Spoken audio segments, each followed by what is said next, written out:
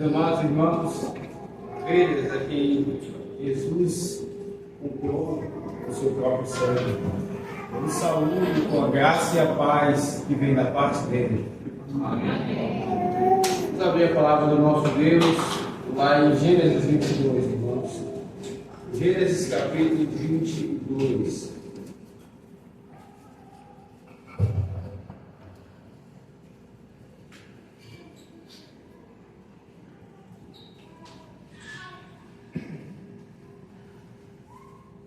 Eu lerei do verso 1 ao 19, mais uma vez, como disse na última ocasião, nós iremos expor mais uma vez essa porção, só que desta ocasião de uma outra forma. Peço que todos acompanhem a leitura da palavra do nosso Deus. Diz assim, Gênesis 22, a partir do verso 1. Depois dessas coisas, pôs Deus a Abraão à prova e lhe disse: Abraão, este lhe respondeu: eis-me aqui. Acrescenta Deus: toma teu filho, teu único filho, Isaque, a quem amas, e vai-te à terra de Moriá, oferece-o ali um holocausto sobre um dos montes que eu te mostrarei. Levantou-se, pois, Abraão de madrugada, e tendo preparado seu jumento, tomou consigo 2 de seus servos e a Isaque, seu filho, rachou lenha para o holocausto e foi para o lugar que Deus lhe havia. Ao terceiro dia, erguendo Abraão os olhos, viu o lugar de Deus. Então disse a seus servos: esperai aqui com o jumento, eu e o rapaz iremos até lá, e, havendo adorado, voltaremos para junto de vós. Tomou Abraão a lenha do holocausto e a colocou sobre Isaque, seu filho. Ele, porém, levava nas mãos o fogo do pé. Assim caminhavam ambos juntos. Quando Isaque disse a Abraão, seu pai: meu pai, respondeu Abraão: eis-me aqui, meu filho. Perguntou-lhe Isaque: eis o fogo e a lenha, mas onde está o cordeiro para o holocausto? Respondeu Abraão: Deus proverá para si cordeiro para o holocausto. Seguiram juntos. Chegaram ao lugar que Deus lhe havia designado. Ali edificou Abraão um altar. Sobre ele dispôs a lenha, amarrou Isaque, seu filho, e o deitou no altar, em cima da lenha, e estendido a mão, tomou o cutelo para imolar o filho. Mas do céu lhe bradou o anjo do Senhor: Abraão, Abraão! Ele respondeu: eis-me aqui. Então lhe disse: não estendas a mão sobre o rapaz, e nada lhe faças. Pois agora sei que temes a Deus, porquanto não me negaste o filho, teu único filho. Tendo Abraão erguido os olhos, viu atrás de si um carneiro preso pelos chifres entre os arbustos. Tomou Abraão um carneiro e o ofereceu em holocausto em lugar de seu filho. E pôs Abraão por nome àquele lugar: o Senhor proverá. Daí dizer-se até o dia de hoje: no monte do Senhor se proverá. Então do céu bradou pela segunda vez o anjo do Senhor a Abraão e disse: jurei por mim mesmo, diz o Senhor, porquanto fizeste isso e não me negaste o teu único filho, que deveras te abençoarei, e certamente multiplicarei a tua descendência como as estrelas dos céus e como a areia na praia do mar. A tua descendência possuirá a cidade dos seus inimigos, e nela serão benditas todas as nações da terra, porquanto obedeceste à minha voz. Então voltou Abraão os seus servos e juntos foram para Berseba, onde fixou a residência. Nós vamos orar, irmãos. Nosso Deus Pai, nós suplicamos a ajuda do Senhor. Fala conosco, revela-te a nós mais da tua graça. Ó Senhor, nós, pecadores, já confessamos aqui, carecendo do Senhor. Que o Senhor transforme a nossa mente, Senhor, a nossa forma de enxergar a Ti e a nós mesmos, como viver. Fala conosco, assim oramos, Se alguém aqui hoje que não conhece a Cristo Jesus, que o Senhor se revele maravilhosamente a este, em nome de Jesus. Amém. Meus irmãos, uma das doutrinas mais conhecidas da fé reformada é a chamada expiação limitada. Essa doutrina, quando se estuda a respeito dela ao longo da história da igreja, percebe-se que houve ali um certo debate sobre a expressão, sobre esse termo, expiação limitada, se é adequado ou não, se faz jus ou não ao que a Escritura ensina sobre esse assunto. Alguns vão, digamos assim, combater esse termo, né? Não por discordar da ideia que nós conhecemos normalmente no meio reformado, mas porque, dizem alguns, se limita demais, se, digamos assim, de certa forma, se macula a expiação, essa obra tão maravilhosa que Cristo operou pelo seu povo. É verdade que muitas vezes, quando nós falamos de algo limitado, nós estamos querendo falar de um aspecto ruim, não é verdade? Desse algo. Então é por isso que alguns dizem que não é bom dizer expiação limitada. Sem entrar muito nesse debate, o fato é que por vezes, de fato, nós limitamos muito a expiação de Cristo, seja na nossa vida. Nós enxergamos pequeno, quando ela é muito maior, mais gloriosa. Nós acabamos de cantar maravilhosa graça. Seja o seu potencial de alcançar, seja quem for, em que situação esteja. É bem verdade que, por vezes, nós pecamos ao olhar para essa doutrina, para esse ensino dessa forma. Mas é bem verdade também, meus irmãos, que nesses dias que nós temos vivido, essa maravilhosa graça que nós acabamos de cantar, essa graça imensurável, essa graça rica, que é maior do que a nossa iniquidade, ela tem sido apresentada muito barata, ela tem sido dita, experimentada por tantos que não vivem essa graça, não experimentam essa graça. Como se diz, né? É de graça, então se pensa que ela pode ser de fato vivida de qualquer forma. Ela é de graça para nós, mas ela custou muito caro. E é sobre isso que esse texto fala. Nós falamos na última ocasião que esse texto ele pode ser pregado por duas ênfases. Anteriormente nós pregamos sobre a perspectiva da prova. De fato, o texto começa dizendo que Deus pôs Abraão à prova. E nós pregamos sobre isso, sobre essa provação tão difícil para Abraão de entregar o seu filho, o seu único filho. Mas agora também podemos pregar sobre a perspectiva do nome daquele lugar. Abraão colocou o nome daquele lugar, o Senhor proverá. Isso ficou conhecido no meio da igreja, no meio do povo do Senhor daqueles dias. Que lições, que ensinos esse texto traz para nós?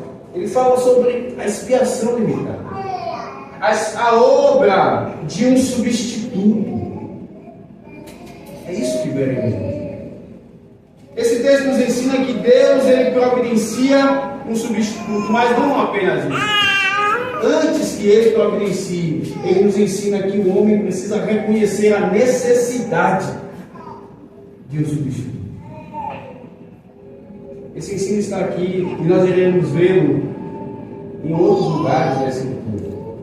E aqui estão os nossos dois pontos. Em primeiro lugar, a necessidade do substituto. E em segundo lugar, a provisão do substituto.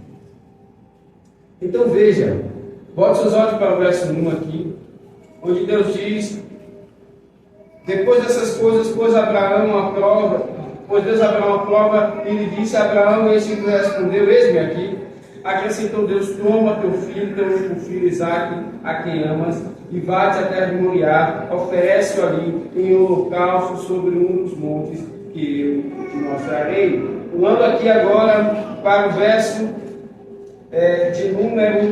de número 12, diz assim: não estendas a mão sobre o rapaz e nada lhe faças, pois agora sei que temes a Deus, porquanto não me negaste o filho, o teu único filho. Tendo Abraão erguido os olhos, viu atrás de si um carneiro preso, pelos chifres entre os arbustos.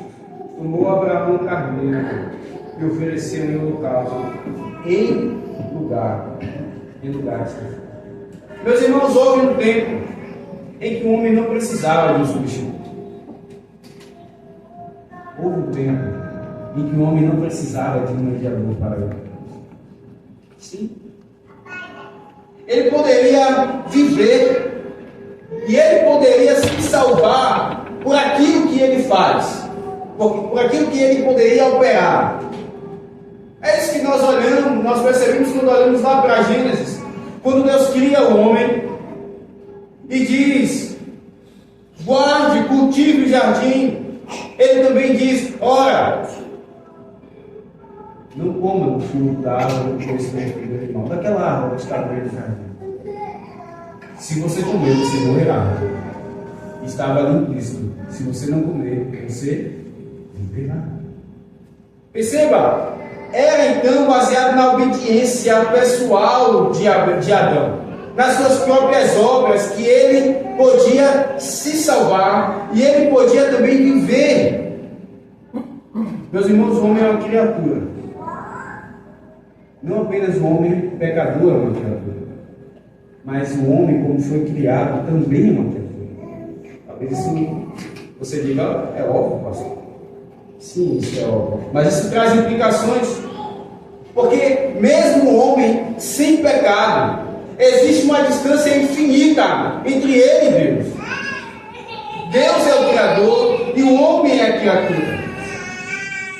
Não é isso que o texto de Isaías 40 nos fala? Que todas as nações da terra são como um pingo d'água que cai no balde. E ele não está dizendo isso porque o homem é pecador. Agora, ele está dizendo isso porque o homem é uma criatura. O homem é pequeno diante de Deus.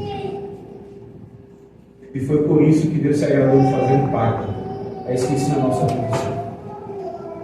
O homem, mesmo sendo criado perfeito, ele não podia fluir de Deus, ele não podia receber de Deus alguma coisa, ele não podia chegar diante de Deus e dizer: eu mereço ser abençoado, me abençoe, me dê aquilo que eu quero por causa da minha obediência. Ora, foi Deus que criou o mundo. Foi Deus que quis criar.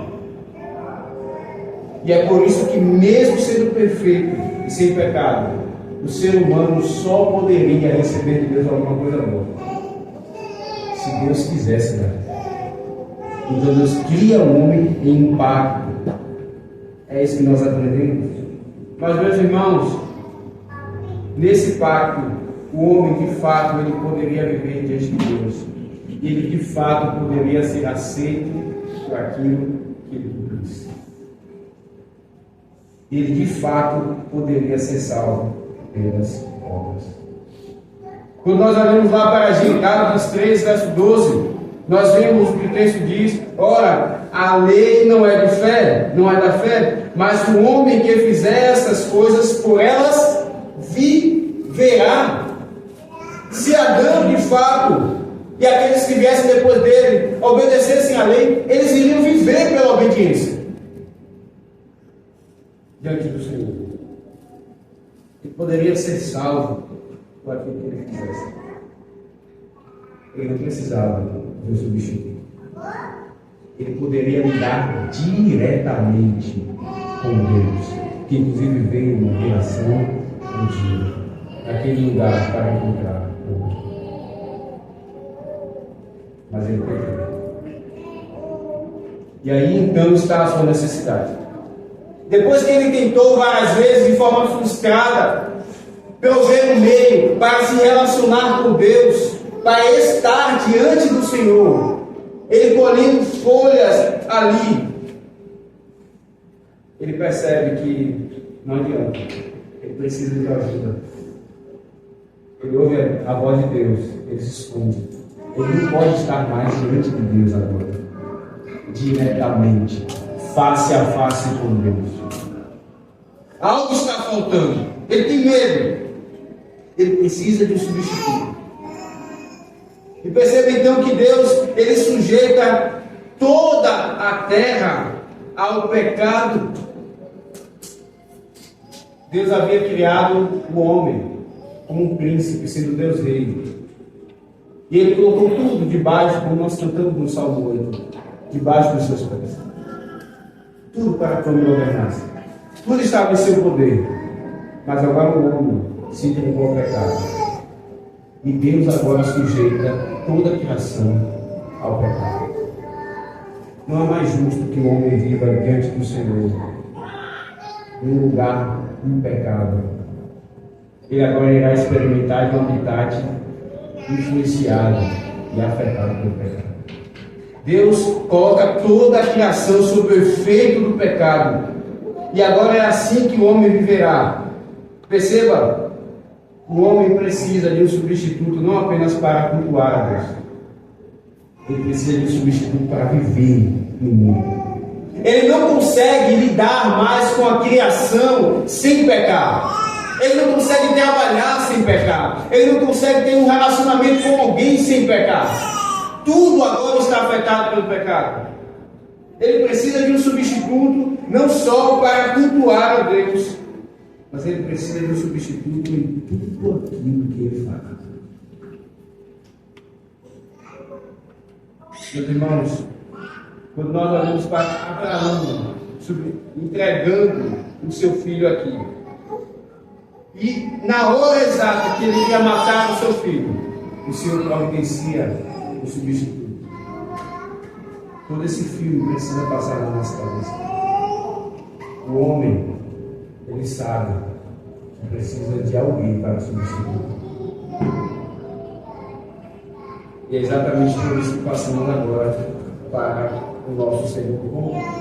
Não apenas o homem sabe da necessidade da substituição, mas Deus providencia.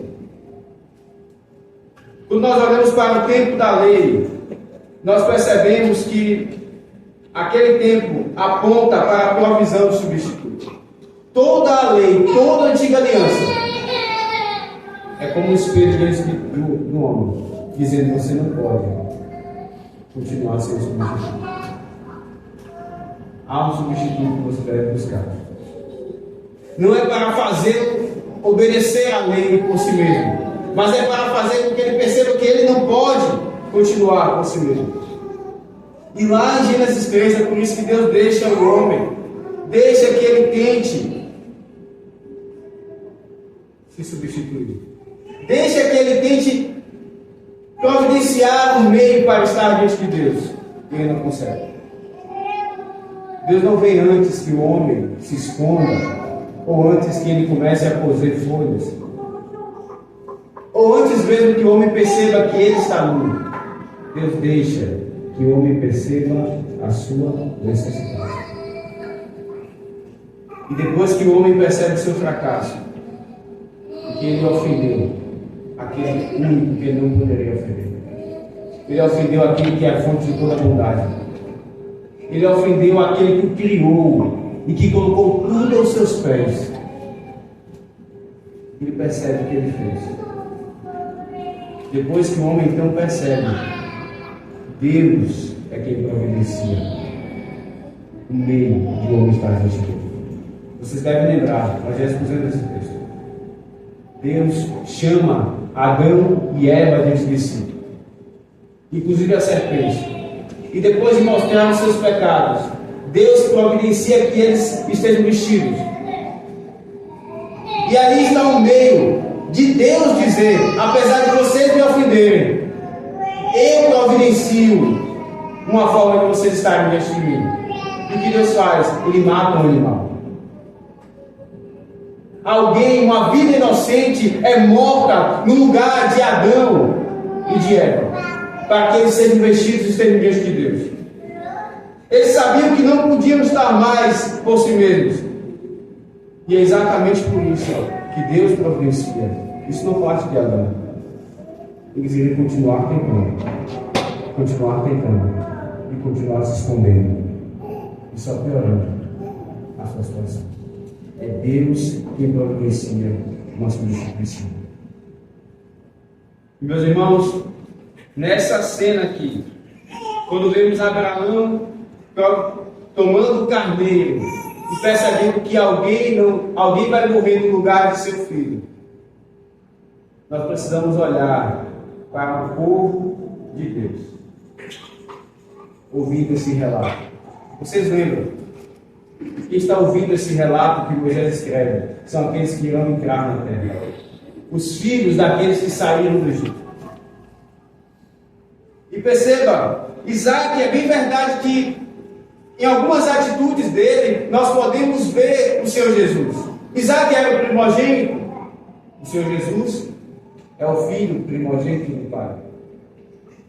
Isaac, alguns vão dizer que inclusive ele se assemelha a Cristo porque ele pega a lenha e coloca sobre si e vai em direção ao local onde ele seria sacrificado. E é exatamente isso que Cristo faz. Ele toma a cruz e vai em direção ao Gólgota. Então alguns vão dizer, olha, Isaac é o tipo de Cristo. Mas meus irmãos, Isaac se assemelha muito mais a nós do que a Cristo em toda essa história. Isaac é muito mais um tipo do povo de Deus do que um tipo de Cristo. Porque se não fosse substituído, era Isaac quem morreu. Abraão levantou de manhã cedo, arrumou todas as coisas, rumou para longe, estava tudo certo. Seu filho iria morrer. E no último segundo, hoje eu vou não tire a vida do seu filho. Da mesma maneira, quando nós olhamos lá para Êxodo 4, no verso 22, o Senhor diz o texto, então dirás a Faraó, ele está falando com Moisés, assim diz o Senhor, Israel é o meu filho, o meu primogênito, eu te tenho dito. É isso que Deus manda Moisés falar a Faraó. Eu te tenho dito, deixa ir o meu filho para que ele sirva. Mas se tu recusaste deixá-lo ir, eis que eu matarei o teu filho, o teu primogênito. Na Escritura, o povo de Deus também é visto como primogênito dele. E aqui está Isaac. Perceba, se Isaac morresse, não existiria povo de Israel. Todos eles que estão ouvindo o relato de Moisés são filhos de Isaac, são primogênitos. Todo o povo de Israel está aqui em Isaac, no Monte Moriá. Quando Abraão tomou. Eles são primogênitos. Mas não apenas isso, meus irmãos. Lá no relato também da Páscoa, nós vemos que está escrito em Êxodo 12, verso 13: e aquele sangue que vos será por sinal nas casas em que estiverdes, vendo eu o sangue, passarei por cima de vós, e não haverá entre vós praga de mortandade quando eu ferir a terra do Egito. Nós vemos que Deus livrou o seu povo. Eles também eram primogênitos. Ali naquela terra do Egito estava o primogênito de Deus, que era o seu povo, estava o primogênito de Faraó, e o primogênito de cada família. O primogênito dos egípcios morreu, mas o primogênito do Senhor, o seu povo, não morreu. Isaac, multiplicado ali no Egito, não morreu. Exatamente como acontece aqui em Monte Moriá. Perceba como Deus então providencia o resgate, não apenas aqui no Monte Moriá, mas também no Egito. E eles ouvem a instrução de quando eles entrassem na terra. Abra sua Bíblia lá em Êxodo 13, a partir do verso 11.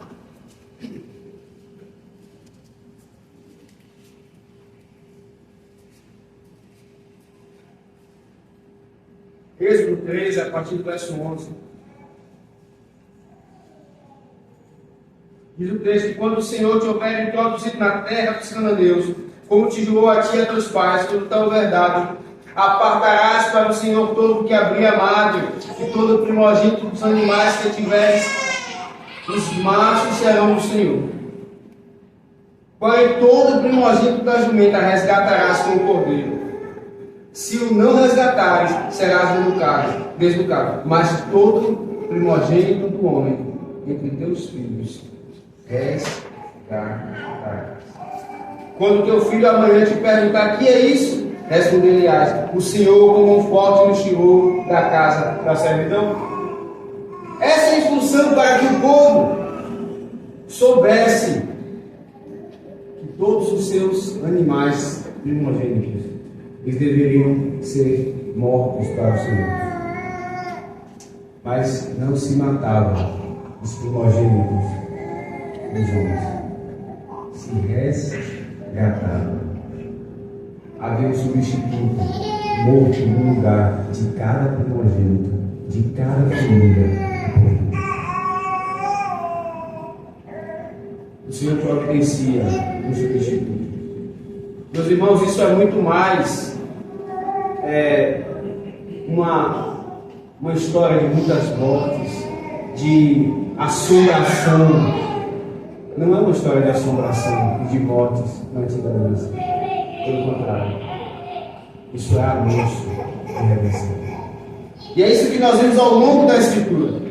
Porque depois então de Êxodo, depois da lei do Egito, o Senhor irá mostrar ao seu povo como será o sistema sacrificial providenciado por ele. Ninguém poderia ser aceito diante do Senhor sem um animal. Todo aquele que fosse para a presença de Deus, para ter comunhão com Deus, não poderia aparecer sem um animal. E é assim que nós vemos, quando, inclusive lá em Levítico, em Números, está estabelecido o sistema de sacrifício, os vários sacrifícios, os holocaustos, as ofertas de manjares, as ofertas pelo pecado e as demais outras. Havia ali morte. Havia a morte de um holocausto, exatamente como Deus disse a Isaac, a Abraão: ofereça Isaac como holocausto. Isso já apontava para o sistema sacrificial do povo.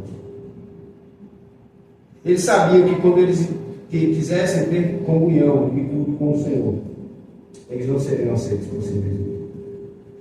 Eles tinham que colocar a mão na cabeça do holocausto, como quem diz: esta vida inocente, ela me substitui, ela me representa. Isso era didático. Eles criavam aqueles animais, eles alimentavam aqueles animais, e depois eles levavam diante do Senhor, colocavam a mão sobre a cabeça daquele animal, e o animal era degolado. Eles viam o animal se estribuchando diante deles. Eles sabiam que o animal não tinha nada a ver com seus pecados. Era uma vida inocente. Mas eles não poderiam ser aceitos diante de Deus sem sangue inocente, né? O Senhor providencia o holocausto. O Senhor providencia uma substituição, um substituto. E isso, meus irmãos, era todos os dias. Abra sua Bíblia lá em Números 28. Isso não apenas diz respeito ao dia de culto, que era o dia de descanso, mas lá em Números 28, no verso 4, nós vemos que está escrito: um cordeiro oferecerás pela manhã, e o outro ao crepúsculo da tarde, e a 10ª parte de um éfa de flor de farinha, em oferta de manjares, amassada com a 4ª parte de um hin de azeite batido. É o holocausto contínuo, instituído no Monte Sinai, de aroma agradável, oferta queimada ao Senhor. Todo dia, uma vida inocente iria morrer no lugar deles. De manhã e no final da tarde. De manhã e e no final da tarde, todos os dias, sem exceção. Isso mostrava como tudo que eles fizessem e toda a vida deles precisava ter um substituto diante deles, se interpondo entre eles e o Senhor. Alguém tinha que morrer para que eles continuassem vivendo cada dia da semana. Se eles iriam levantar uma vida inocente, tinha que morrer no lugar dele. De manhã era oferecido. E se eles iriam acabar o dia, uma vida inocente iria ser ofertada no lugar deles. O sacrifício da manhã, no holocausto no final da tarde, todos os dias, todos os dias e todos os dias. Isso era didático de Deus com o seu povo, mostrando como ele estava providenciando que o seu povo vivesse e não morresse. Assim como Isaac não morreu naquele monte. O Senhor está dizendo ao seu povo: eu providencio uma forma de que vocês tenham comunhão comigo. De fato, é como nós cantamos, essa graça, ela é maior do que a nossa iniquidade. Ela é maior do que o nosso pecado. Porque uma vez que nós ofendemos ao Senhor e trouxemos sobre nós a eternidade do inferno, Deus está dizendo: não é o fim.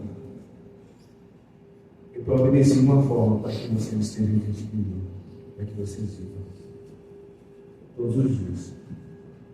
O holocausto não é um holocausto durante a tarde, mostrando não apenas naquela hora que eles seriam substituídos, mas a ideia de ser de manhã e de tarde é mostrar que o dia inteiro eles viviam confiados em um substituto.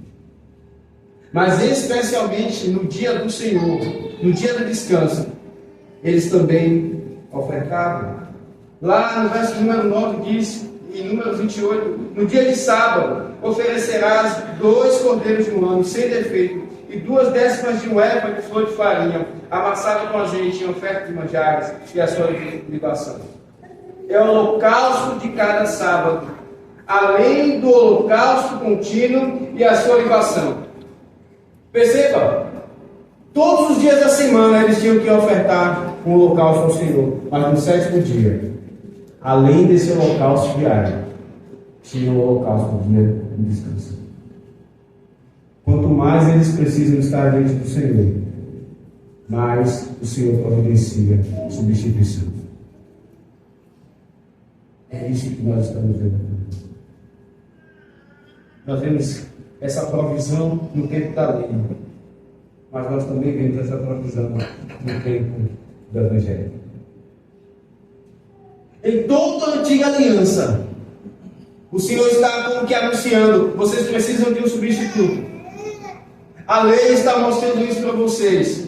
Mas então vem o tempo do Evangelho, como diz Paulo, e lá no texto que nós lemos em João, no capítulo 1, ainda na antiga aliança, porque Cristo ainda não tinha morrido, mas chegando à plenitude dos tempos, quando Cristo vinha para ele, no verso 29 de João 1, diz: no dia seguinte viu João a Jesus, que vinha para ele, e disse: eis o Cordeiro de Deus, que tira o pecado.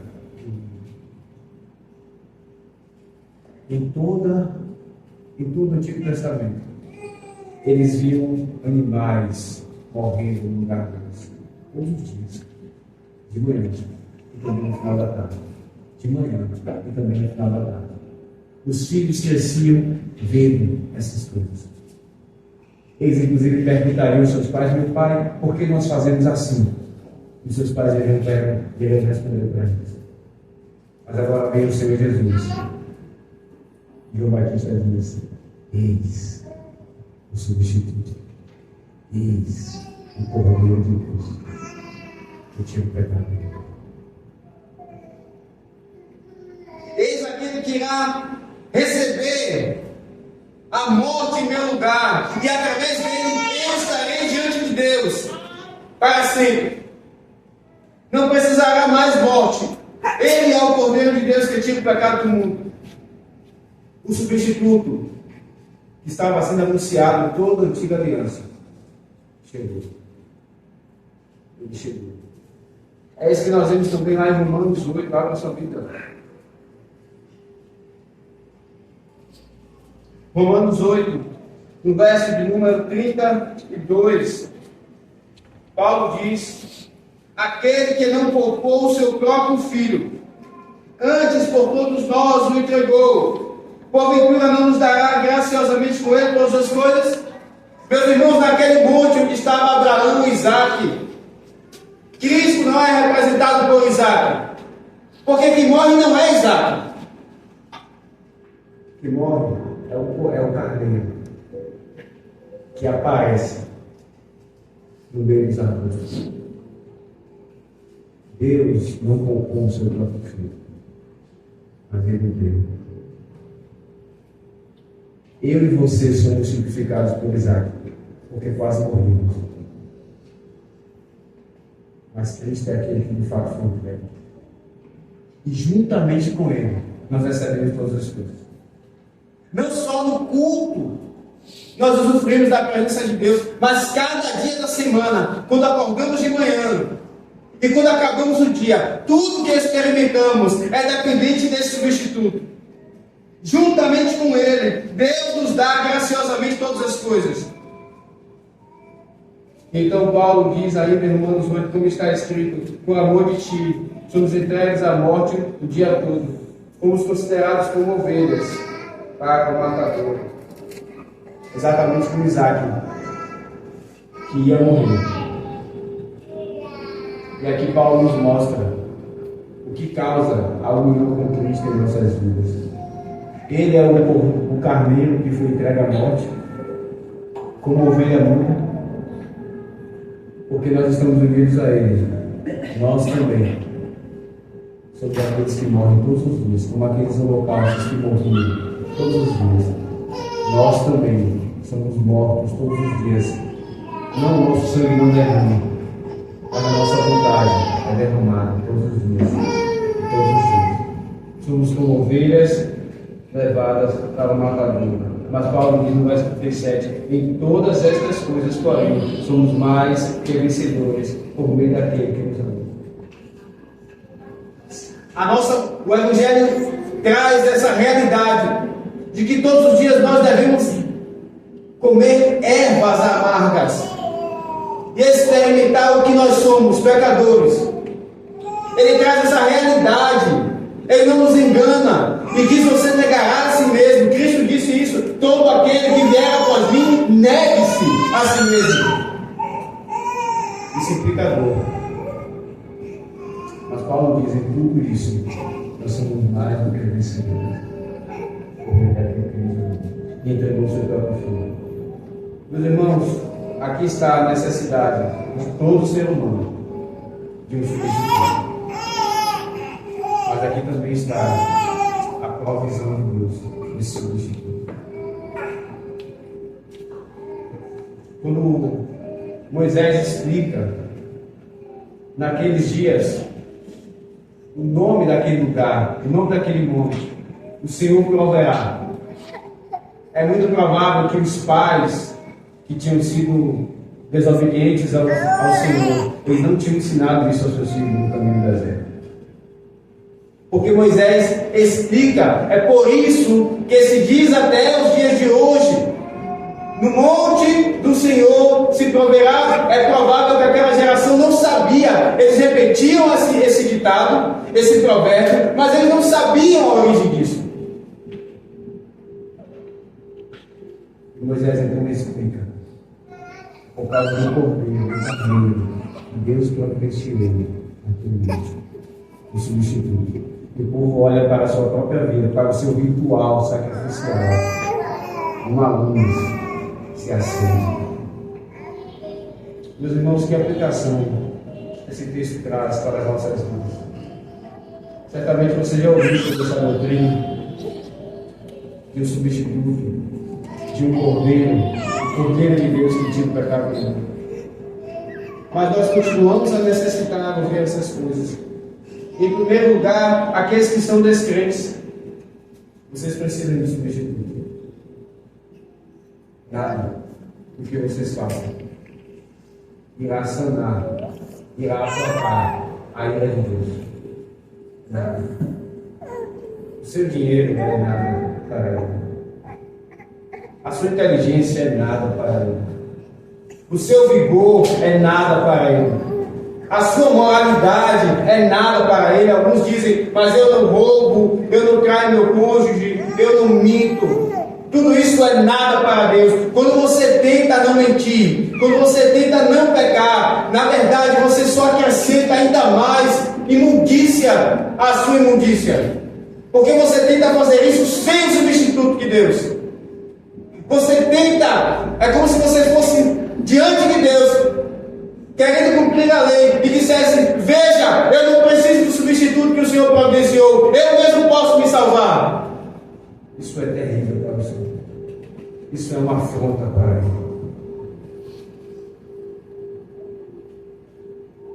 Você nega a Cristo. Até mesmo vir para a igreja. Se você pensa que o fato de você vir à igreja irá aplacar a ira de Deus, você estava enganado. Judas estava no meio daqueles que serviam Cristo. E você sabe o que ele fez.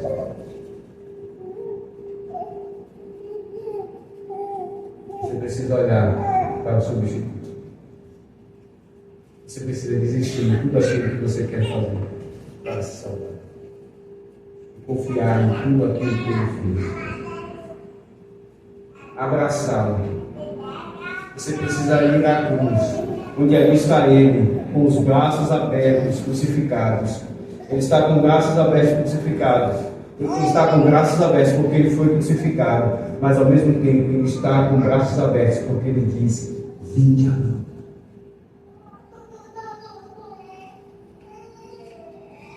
Porque ele ora: Pai, perdoa-os, porque ele não sabe o que faz.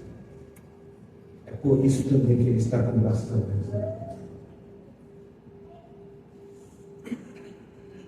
Como essa mensagem, meus irmãos, é gloriosa. Ele é o único Deus único. Ele é o único homem apto para substituir o pecador. Não há outro. Mas em segundo lugar, crentes, tudo que vocês forem fazer, vocês precisam da dependência do substituto. Vocês sabem disso, mas nós nos esquecemos frequentemente. Frequentemente, irmãos, nós nos esquecemos da palavra de Deus. Queremos fazer pela nossa própria força. Frequentemente, nós confiamos, nós nos engordamos, como o Senhor disse ao seu povo: quando vocês se engordarem, vocês vão crescer. Frequentemente, nós esquecemos que não apenas precisamos da regeneração pelo substituto, mas nós precisamos viver todos os dias, assim como aquele povo que matava o holocausto de manhã e no final da tarde, e no outro dia de manhã e no final da tarde. Todos os dias nós precisamos desse substituto. Não há um dia sequer que nós não precisemos dele. Dependa do seu espírito. Dependa da sua instrução. Ainda que pareça mais lógico fazer aquilo que você está pensando fazer. Dependa do seu esforço. Se humilhe. Obedecer a escritura implica em humilhação. Se humilhe quando você é comparado a ele. Quando a escritura é como um farol que mostra os seus pecados, se humilhe, porque ao mesmo tempo ele está te chamando para dizer: eu te substituo diante de Deus. Ore e eu purifico a sua oração. Cultue e eu purifico o seu culto.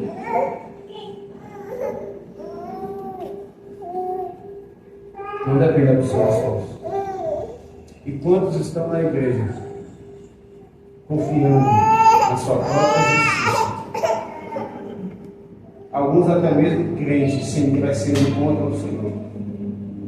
Quando o substituto clama a sabedoria, clama a cada domingo, alguns estão se endurecendo e desprezando essa graça maravilhosa. Se esse é o seu caso, se arrependa. O quanto antes. O quanto é tempo. E em último lugar, meus irmãos, o Senhor nos chama a dar a vida uns pelos outros, servindo uns aos outros. Lá em Marcos 10, 45, diz o texto: porque o Filho do Homem também não veio para ser servido, mas para servir e dar a sua vida em resgate de muitos.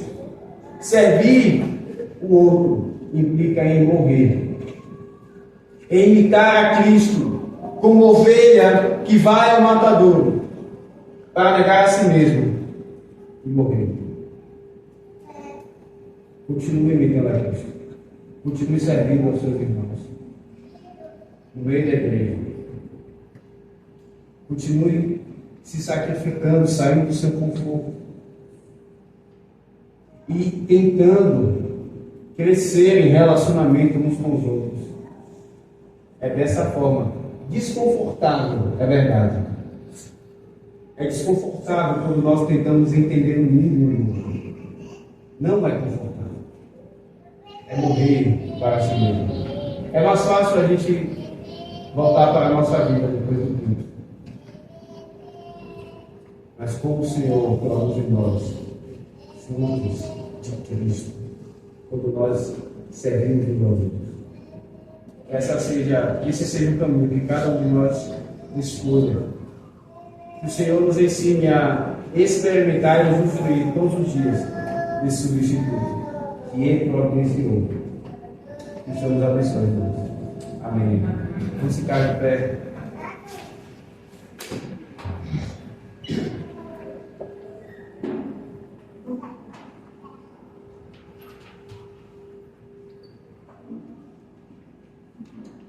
Senhor. Senhor nosso Deus, obrigado pelo teu bendito substituto. Senhor, nós de fato precisamos de Deus.